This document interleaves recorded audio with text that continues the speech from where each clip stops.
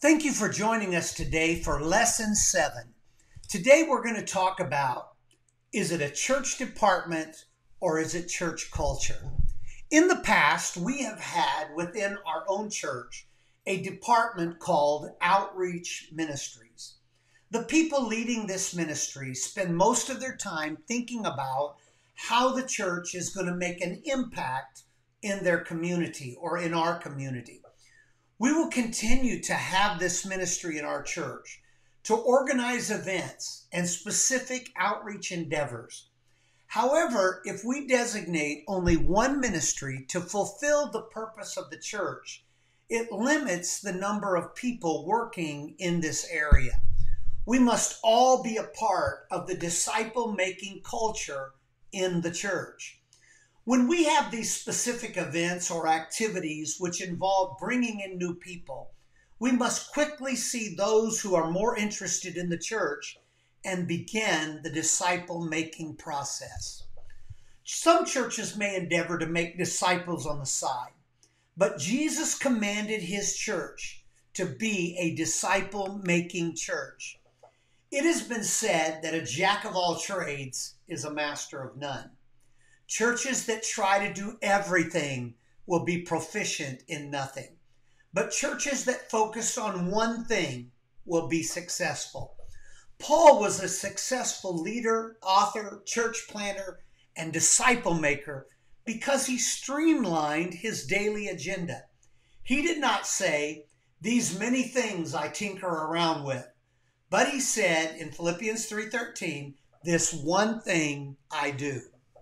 As long as making disciples falls under just one program in the church, there will never be a disciple-making culture within the heart and the soul of the church. How much more powerful it would be if we have disciple-making at the center of every ministry and on the mind, heart, and lips of the pastor, the staff, teams, and members of the congregation. Solomon was absolutely correct when he said in Proverbs 29, "Where there is no vision, the people perish." A vision is a compelling picture of the future that inspires passion. A river has banks that provide definition, purpose, and flow, and the restraint of the river banks harness the power of the river, which can provide a momentum for travel and for energy. But without the restraint of the banks, the river would become a swamp. Without the discipline of vision, a local church can become a magnet for every idea and brainstorm imaginable. Without a vision, a local church will be powerless to say no to every impulse that comes floating by. But by possessing a vision, the power and the energy within a local church can become an unstoppable force. It's very important for us within our own local church to understand that everything we do has to be asked the question, will this help make disciples? And if it's not something that will help make disciples, then we don't need to do that. In church services, it's easy to preach about what we're for or what we're against, but that does not fulfill the church's mission. Pastors are called to cast a vision, to create a path to get there, and then lead people faithfully until the vision comes to pass. Elder T.F. Tenney used to say, "The main thing is to keep the main thing the main thing." Years ago, not much was said about the culture within the context of an organization. Culture was something observed in a lab through a microscope. Remember, you'd go into the doctor and they would take a culture. But in recent years, the term has become widespread. Organizational culture is especially important when there are teams involved. It is easy but counterproductive for teams within an organization to do their own thing and not communicate, cooperate, or complement each other and other teams. But when the culture in a church organization is about making disciples, then every team, every ministry, and every department has to be on the same page and partner together to accomplish the shared goal. While it is true that vision will set our direction, it's also true that culture will take us to where we need to go. We can have the most amazing vision that captures the imagination of the congregation, but without the appropriate culture, the vision will never materialize. If we have a healthy church culture but no vision, we may have a good time, but we'll never move forward. Possessing a culture with no vision is like a pilot who comes on the intercom and announces to the passengers, "We have some bad news and we have some good news."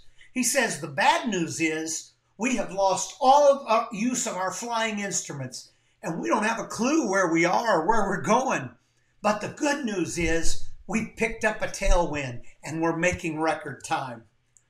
Vision can be cast in a day, but culture occurs daily. Very little discipleship making occurs on Sunday. In fact, effective disciple making goes beyond a class that meets once a week on Sunday morning or on Saturday morning. Disciples are made one at a time, or at the most, a few at a time.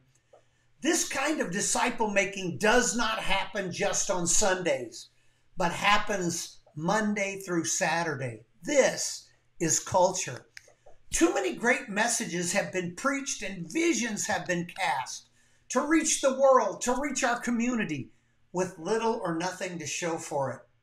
We hear these messages and we get up from the altar more determined than ever. We're going to reach our world, but nothing changes. We remain barren and we feel guilty for not making a difference. But there is no church culture of disciple making to feed and equip the weekly pursuit of lost people. That's why Downtown Church, we must become a disciple making church. It must be part of our culture. It appears from the scriptural narrative that Jesus intended for his disciples of all succeeding generations to go make disciples until he returns. One would be hard-pressed to read the book of Acts and the New Testament epistles and arrive at any other conclusion. In fact, any believer claiming to be a Christian and an ardent follower of Jesus Christ can find wiggle room in this area of Christian living and personal discipline. Every born-again believer is qualified and capable of taking someone on the journey of becoming a disciple. Jesus expected his followers to be disciples who made disciples. He modeled it, he taught it, he inspected it, and he gave them a picture of doing it after he was gone. Going forward, I would love to see every Sunday at our church having a disciple-making testimony. Wouldn't that be incredible? There are few things more exciting than hearing the stories of changed lives, both by the disciples and the disciple makers. It's even more exciting when testimonies are shared by second and third generation disciples. This is when the church begins to move from addition to multiplication. Pastors know the thrill of hearing everyone talk about the vision, but he also knows the frustration when they are the only ones talking about the vision. The pastor's the only one. You know, a vision is beginning to get traction when staff members begin to synthesize it among themselves, when they initiate congregations and text messages and emails with the pastor and other members of the congregation that something good is about to happen.